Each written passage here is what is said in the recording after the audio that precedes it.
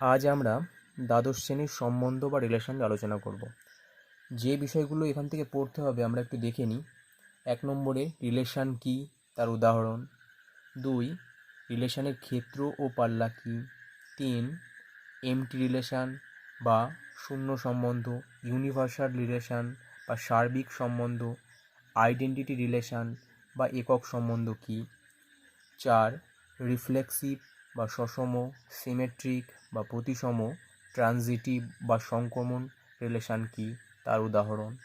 5, equivalence relation কী বা সমতুল্য সম্বন্ধ কী, তার উদাহরণ। এবং 6 নম্বরে কিছু উদাহরণ বা এক্সাম্পল। রিলেশনের ডেফিনেশন জানার আগে আমরা অর্ডার্ড পেয়ার বা ক্রমিত জোড় এবং কার্টেসীয় প্রোডাক্ট বা কার্টেসীয় গুণফল সম্পর্কে একটু দেখে নেব। দেখো, দুটি পদ এ ও বিকে যদি আমরা এ বি এই আকারে যুগলবন্দি করতে পারি, যার এ হচ্ছে প্রথম পদ ও বি হচ্ছে দ্বিতীয় পদ, তাহলে এই যে আকারটা, একে আমরা অর্ডার্ড পেয়ার বা ক্রমিত জোড় বলতে পারি। তবে একটা জিনিস মাথায় রাখবে যে এ বি এবং বি এ এই দুটো বিষয় কিন্তু এক নয়, কারণ এটাও একটি ক্রমিত জোড় বা অর্ডার্ড পেয়ার, এটিও একটি ক্রমিত জোড় বা অর্ডার্ড পেয়ার, কিন্তু এখানে এ হচ্ছে প্রথম পদ আর বি হচ্ছে দ্বিতীয় পদ। এখানে ঠিক উল্টো, বি হচ্ছে প্রথম পদ এবং এ হচ্ছে দ্বিতীয় পদ। এগুলো আমরা ক্লাস 11-এ পড়েছি, মোটামুটি এইটুকু জানলেই আমাদের চলবে। এবার কার্টেসীয় প্রোডাক্ট। দেখো, যদি এ এবং বি দুটি সেট হয় এবং বিভিন্ন ক্রমিত জোড়সমূহ এমনভাবে গঠিত হয় যে সেই ক্রমিত জোড়ের প্রথম পদ হবে এ সেটের এলিমেন্ট এবং দ্বিতীয় পদ হবে বি সেটের এলিমেন্ট, তবে ওই সব ক্রমিত জোড়সমূহের সেটকে আমরা এ ও বি এর কার্টেসীয় গুণফল বলবো। আমি আবারও বলছি, শোনো। মনে করো এ এবং বি হচ্ছে দুটি সেট। এবার বিভিন্ন ক্রমিত জোড়সমূহ এমনভাবে যদি গঠিত হয় যে সেই ক্রমিত জোড়সমূহের প্রথম পদ হবে এ সেটের এলিমেন্ট এবং দ্বিতীয় পদ হবে বি সেটের এলিমেন্ট, তবে ওই সমস্ত ক্রমিত জোড়সমূহের সেটকে আমরা এ ও বি এর কার্টেসীয় গুণফল বলব। একটা উদাহরণ আমরা একটু দেখি। মনে করো এ সেটের মধ্যে 1, 2 দুটো এলিমেন্ট আছে এবং বি সেটের মধ্যে মনে করো এ বি এই দুটো এলিমেন্ট আছে। তাহলে এখানে এ ক্রস বি বলতে আমরা সেই সমস্ত ক্রমিত জোড়সমূহ নেব যেগুলো, দেখো একটু, 1A, 1B, 2A, 2B এদের সেট, যার প্রথম পদটা হবে এ সেটের এলিমেন্ট, দ্বিতীয় পদটা হবে বি সেটের এলিমেন্ট। প্রতিটি ক্ষেত্রে দেখো, এটারও এ সেটের এলিমেন্ট, দ্বিতীয়টা বি সেটের, এটাও প্রথমটা এ সেটের, দ্বিতীয়টা বি সেটের, এটারও প্রথমটা এ সেটের, দ্বিতীয়টা বি সেটের। এদের যে সেট, দেখো সেকেন্ড ব্র্যাকেট দেওয়া আছে, একে আমরা বলছি এ এবং বি এর কার্টেসীয় প্রোডাক্ট বা কার্টেসীয় গুণফল। তাহলে অর্ডার্ড পেয়ার বা ক্রমিত জোড় কি আমরা মোটামুটি একটু দেখলাম, এবং কার্টেসীয় প্রোডাক্ট বা কার্টেসীয় গুণফল যেটাকে আমরা বলছি সেটা আমরা মোটামুটি একটা উদাহরণের সাহায্যে বুঝতে পারলাম। এবার আমরা রিলেশন বা সম্বন্ধের ডেফিনেশনটা দেখব। সম্বন্ধ বা রিলেশন হচ্ছে দুটি সেটের যে পদগুলো থাকে তাদের মধ্যে সম্পর্ক বোঝায়। এখানে কি বলছে আমরা একটু দেখে নিই। এ ও বি যদি দুটো নন এমটি সেট হয় বা অশূন্য সেট হয়, তবে এ ক্রস বি সেটের যে কোনো উপসেটকে, একটু মনোযোগ সহকারে শুনবে, তবে এ ক্রস বি সেটের যে কোনো উপসেটকে এ সেট থেকে বি সেটে একটি সম্বন্ধ বলা হয়। তাহলে অবশ্যই সেই সম্বন্ধকে আমরা আর দিয়ে প্রকাশ করি। বা তোমরা অঙ্ক করতে গিয়ে দেখবে কোথাও R1 লেখা আছে, R2 লেখা আছে, এগুলো তোমরা দেখতে পাবে। তাহলে তোমরা পরিষ্কার বুঝতে পারছো যে এই সম্বন্ধ যেটাকে আমরা আর দিয়ে প্রকাশ করছি সেটা অবশ্যই ওই A ক্রস B তার একটা সাবসেট হবে, কারণ সেটা এখানে বলা আছে। দেখো এবার মনে করো A সেটের একটি এলিমেন্ট আছে X, B সেটের একটি এলিমেন্ট আছে Y। তাহলে আমরা কি বলেছি, কার্টেসীয় প্রোডাক্ট করে যেটা পাবো তারপরে হচ্ছে আমাদের বিষয়গুলো। তাহলে A ক্রস B করলে এখানে আমরা একটা ক্রমিত জোড় পাবো XY, ঠিক আছে। এবার এটা যদি আর এর মধ্যে থাকে অর্থাৎ বিলংস টু আর হয়, তাহলে আমরা বলতে পারবো যে এক্স ও ওয়াই এর মধ্যে একটা সম্পর্ক আছে। এভাবেও প্রকাশ করা হয়, বা এক্স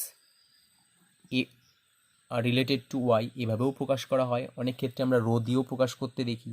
আর যদি মনে করো যে এক্স ও ওয়াইয়ের মধ্যে কোনো সম্পর্ক নেই, তাকে আমরা এক্স আর দিয়ে কেটে দিই ওয়াই, এভাবেও আমরা প্রকাশ করি। মানে X does not related to Y, X ও ওয়াইয়ের মধ্যে কোনো সম্পর্ক নেই। এবার একটা উদাহরণ দেখো তোমরা। মনে করো এ সেটের মধ্যে 1 2 এই দুটো এলিমেন্ট আছে।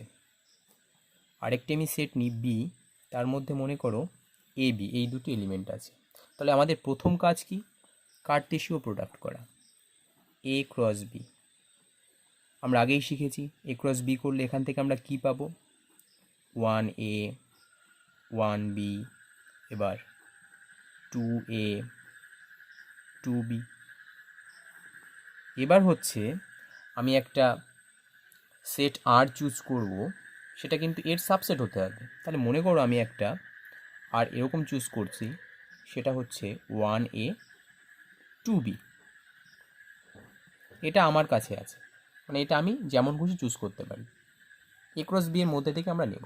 এবার দেখো তুমি পরিষ্কার দেখতে পাচ্ছ যে আরটা এ ক্রস বির একটা সাবসেট হচ্ছে, কারণ এর মধ্যে থেকেই তো আমি বেছে নিয়েছি। তাহলে এই যে 1A অর্ডার পেয়ারটা আমরা বলতে পারি 1 রিলেটেড টু A এবং 2 রিলেটেড টু B, বা 1A belongs to R, 2B belongs to R, এভাবেও আমরা বলতে পারি। কিন্তু দেখো আমরা কিন্তু 2A এটা ডাজ নট বিলংস টু আর বলবো। কেন, এ ক্রস বি এর মধ্যে তো 2A অর্ডার পেয়ারটা ছিল, তাহলে কেন আমরা এখানে বলছি যে 2 এবং এর মধ্যে কোনো সম্পর্ক নেই? কারণ আমরা যে আরটা চুজ করেছি বা যে সাবসেটটা আমরা চুজ করেছি, দেখো তার মধ্যে 2A নামক অর্ডার পেয়ারটা নেই। আশা করি বোঝাতে পারলাম। আমরা এ ক্রস বি এর থেকে একটা সাবসেট চুজ করব আর তারপরে আমরা বলবো যে সেই অর্ডার পেয়ারগুলোর মধ্যেই একমাত্র সম্পর্ক থাকবে। দেখো এখানে সেটাই লিখেছি, 1 এর মধ্যে সম্পর্ক আছে, 2B এর মধ্যে সম্পর্ক আছে, কিন্তু আমি যে সাবসেটটা চুজ করেছি তার মধ্যে নেই এমন একটা অর্ডার পেয়ার যদি আমরা নিই যেটা আবার এ ক্রস বি এর মধ্যে আছে, সেটার মধ্যে কিন্তু কোনো সম্বন্ধ বা সম্পর্ক থাকবে না, কারণ আমার সাবসেটের মধ্যে তো সেটা নেই। আশা করি ব্যাপারটা ক্লিয়ার হয়েছে। এছাড়া দেখবে তোমাদের বইতে আরও কিছু উদাহরণ দেওয়া আছে, খুব সুন্দরভাবে বোঝানো আছে, সেগুলো যদি দেখো বিষয়টা আরও ক্লিয়ার হয়ে যাবে। এবার আমরা সম্বন্ধের ক্ষেত্র বা ডোমেইন অফ রিলেশান এবং সম্বন্ধের পাল্লা বা রেঞ্জ অফ রিলেশান সেটা একটু দেখব। এটা আমরা ক্লাস 11এও পড়ে এসেছি, সেম টপিকস আবার এখানে আছে। দেখো সম্বন্ধের ক্ষেত্রে আমরা কি বলছি, মনে করো এ ও বি দুটো নন এমটি সেট, ঠিক আছে। তাহলে এ ও বি হচ্ছে দুটো নন এমটি সেট। এবার এ ও বি এর মধ্যে একটা সম্পর্ক আছে, যেখানে এ সেটের এলিমেন্ট হচ্ছে এক্স আর বি সেটের এলিমেন্ট হচ্ছে ওয়াই। তাহলে কি বলছি, এক্স ওয়াইয়ের মধ্যে একটা সম্পর্ক আছে। তাহলে ডোমেইন অফ আর বা সম্বন্ধের ক্ষেত্র হবে এক্স, অর্থাৎ প্রথম পদটা such that X Y belongs to R. তাহলে আমার যে অর্ডার পেয়ারগুলো থাকবে তার প্রথম পদ নিয়ে গঠিত সেটকে আমরা বলবো ডোমেইন অফ আর বা সম্বন্ধের ক্ষেত্র। ঠিক তার উল্টোটা, অর্থাৎ দ্বিতীয় যে পদ পড়ে থাকবে সেটা নিয়ে গঠিত সেটকে আমরা বলবো সম্বন্ধের পাল্লা। তাহলে অর্ডার পেয়ারগুলোর প্রথম পদ নিয়ে গঠিত সেটকে আমরা বলবো সম্বন্ধের ক্ষেত্র, দ্বিতীয় পদ নিয়ে গঠিত সেটকে আমরা বলবো সম্বন্ধের পাল্লা। মনে করো একটা সম্পর্ক আর, যার মধ্যে এরকম কিছু অর্ডার পেয়ার আছে, মনে করো এরকম কিছু অর্ডার পেয়ার আছে, ঠিক আছে? তাহলে ডোমেইন অফ আর কি হবে? প্রথম পদগুলো, অর্থাৎ 1, 3, 5, ডেফিনেশনে কিন্তু সেটাই বলা আছে। আর রেঞ্জ অফ আর সেটা কি হবে? দ্বিতীয় পদগুলো, অর্থাৎ 2, 4, 6, এদের নিয়ে গঠিত সেট। মাথায় রাখবে কিন্তু এদের নিয়ে গঠিত সেট, কারণ এখানে দেখো বলাই আছে ওয়াই, ঠিক আছে? তাহলে ডোমেইন অফ এ রিলেশান কি বা রেঞ্জ অফ এ রিলেশান কি সেটা আমরা মোটামুটি একটা উদাহরণের সাহায্যে ভালোভাবে বুঝতে পারলাম। দেখো আর একটা টপিকস আছে, সেটা হচ্ছে বিপরীত সম্বন্ধ। সেটা কি? একদম সোজা জিনিস। মনে করো যদি এক্স ও ওয়াইয়ের মধ্যে সম্বন্ধ থাকে, তাহলে বিপরীত সম্বন্ধটা হবে ওয়াই ও এক্সের মধ্যে একটা সম্বন্ধ আছে, সেটিকে আমরা ইনভার্স দিয়ে প্রকাশ করি, ঠিক আছে? তাহলে এখানে যদি 1, 2-র মধ্যে একটা সম্বন্ধ থাকে, তাহলে বিপরীত সম্বন্ধের ক্ষেত্রে সেটা হয়ে যাবে 2, 1। তোমাকে দিতে পারে বিপরীত সম্বন্ধের ক্ষেত্রে ক্ষেত্র এবং পাল্লা বের করো। তাহলে আগে যেটা ছিল এখানে জাস্ট উল্টে যাবে, মানে ওখানে যদি এক্সটা ডোমেইন হতো, ওয়াইটা রেঞ্জ হতো, তাহলে এখানে এসে ওয়াইটা হবে ডোমেইন, এক্সটা হবে রেঞ্জ। এই হচ্ছে বিষয়। এবার আমরা দেখব শূন্য সেট বা এমটি সেট। সেটা কি? মনে করো এ হচ্ছে একটি সেট এবং ফাই হচ্ছে আমার নাল সেট। তাহলে আমরা কিন্তু এটা ক্লাস 11-এই পড়ে এসেছি যে ফাই কিন্তু যে কোনো সেটেরই একটা এলিমেন্ট, ঠিক আছে? তাহলে আমরা কিন্তু পরিষ্কার বলতে পারি phi is a subset of A cross A. তাহলে কি হচ্ছে? ফাই এ সেটের উপর একটা সম্বন্ধ, এটিকে আমরা শূন্য সেট বা শূন্য সেট নয়, এটি শূন্য সম্বন্ধ বা এটি রিলেশন, ঠিক আছে? তাহলে এটিকে আমরা কি বলছি? শূন্য সম্বন্ধ বা এমটি রিলেশন। এবার দেখো সার্বিক সম্বন্ধ বা ইউনিভার্সাল রিলেশন। সেটা কি? একই কথা। মনে করো এ হচ্ছে যে কোনো একটি সেট। এবার আমাদের কি কাজ? কার্টেসীয় প্রোডাক্ট করা। এবার এই এ ক্রস এ, এটা কিন্তু এ ক্রস এরই একটা সাবসেট হয়, কারণ ক্লাস 11-এ আমরা পড়েছি কোনো সেট তার নিজের একটা সাবসেট। তাই যদি হয় তাহলে আমরা বলতে পারি যে এ ক্রস এ সেটের উপর একটা সম্বন্ধ, একে আমরা সার্বিক সম্বন্ধ বা ইউনিভার্সাল রিলেশন বলছি। এবার আমরা দেখব একক সম্বন্ধ বা আইডেন্টিটি রিলেশন। সেটা কি? মনে করো এ হচ্ছে যে কোনো একটি সেট, আইডেন্টিটি রিলেশনকে আমরা আই এ দিয়ে ডিনোট করি। সেটা হচ্ছে x x such that x belongs to A, অর্থাৎ এ সেটের প্রত্যেক পদ, এই টার্মটা কিন্তু খুব মনোযোগ সহকারে মনে রাখবে, এ সেটের প্রত্যেক পদ কেবলমাত্র একই পদের সঙ্গে যদি সম্বন্ধ যুক্ত হয়। ব্যাপারটা কেমন আমরা একটা উদাহরণের সাহায্যে একটু দেখি। মনে করো এ সেটের মধ্যে 1, 2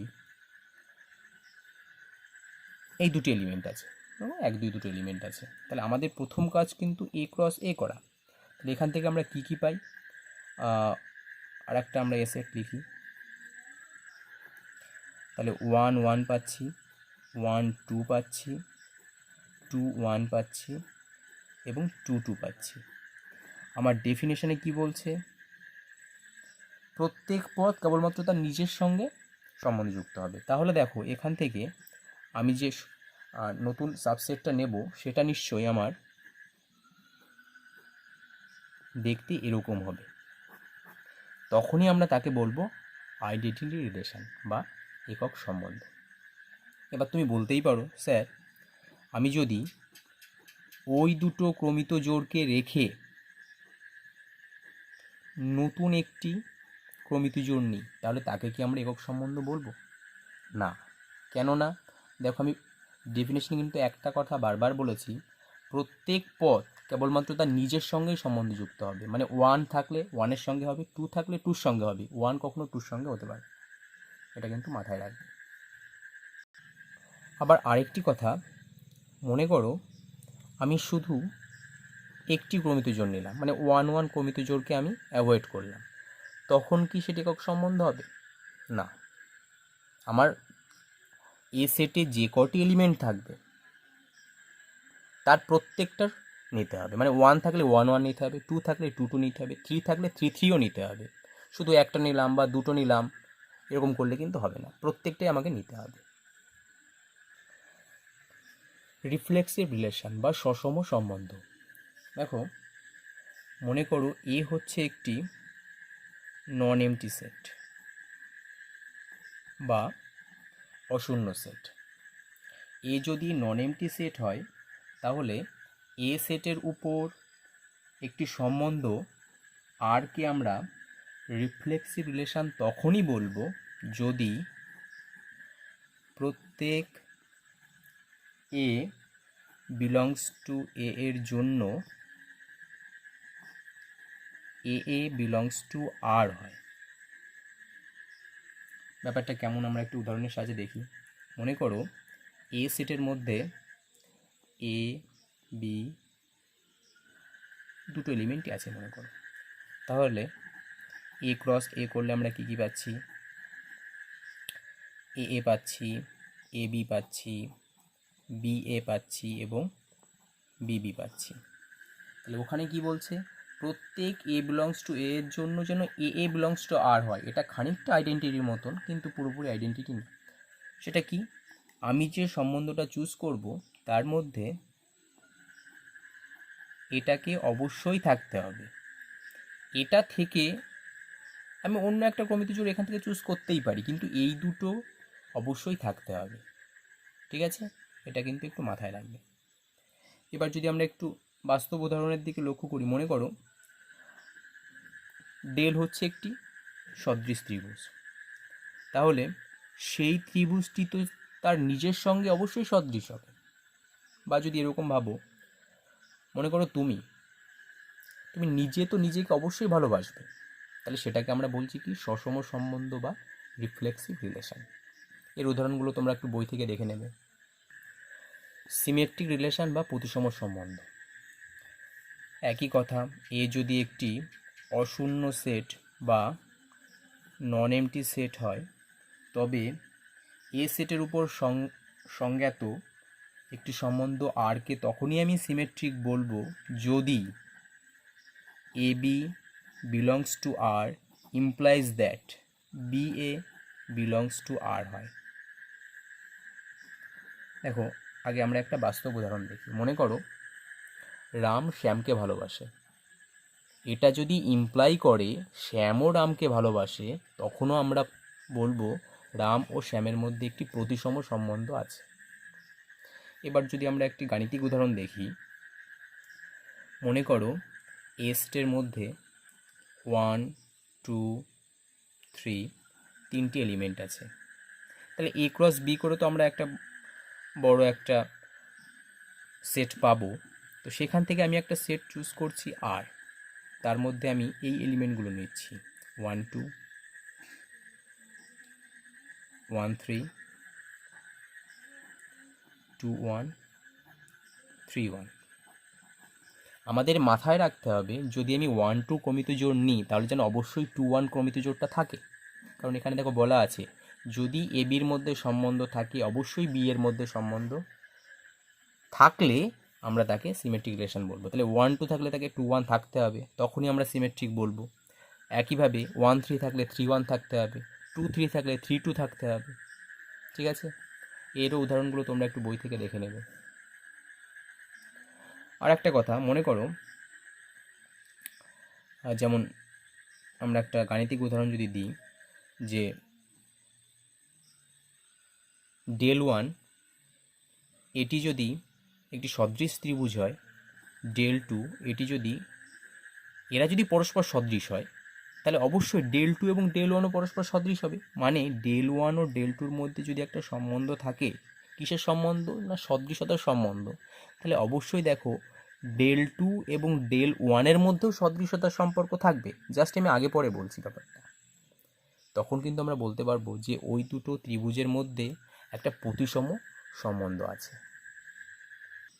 আরেকটি যেটিকে আমরা বলছি ট্রানজিটিভ রিলেশন বা সংক্রমণ সম্বন্ধ। এটা কি বলছে, এ যদি একটি নন এমটি সেট হয় তবে আরকে আমরা সংক্রমণ সম্বন্ধ তখনই বলবো যদি এ ও বি এর মধ্যে একটা সম্বন্ধ আছে, বি ও সি এর মধ্যে একটা সম্বন্ধ আছে, এটা যদি ইমপ্লাই করে এ ও সি এর মধ্যেও সেই সম্বন্ধটাই আছে, তখনই আমরা তাকে বলবো এ বি সি এর মধ্যে ট্রানজিটিভ রিলেশন আছে।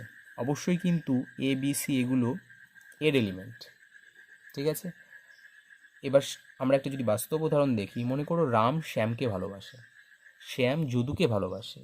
এবার যদি রাম যদুকে ভালোবাসে তখনই আমরা কিন্তু বলতে পারবো রাম শ্যাম ও যদুর মধ্যে সংক্রমণ সম্বন্ধ আছে। লাস্ট যেটি আছে ইকুইভ্যালেন্স রিলেশন বা সমতুল্যতা সম্বন্ধ। এটা কি, এটা হচ্ছে এই যে তিনটে সম্বন্ধ আমরা পড়লাম, সসম, প্রতিসম, সংক্রমণ, এই তিনটে যদি একত্রে হয় তখন আমরা তাকে বলবো সেটি ইকুইভ্যালেন্স রিলেশন হোল্ড করছে। এরও উদাহরণ আছে তোমাদের বইতে, তোমরা একটু দেখে নেবে। এই বিষয়গুলো তোমরা একটু ভালো করে পড়ো, তাহলে দেখবে তোমরা এক্সাম্পলগুলো সহজেই সলভ করতে পারবে।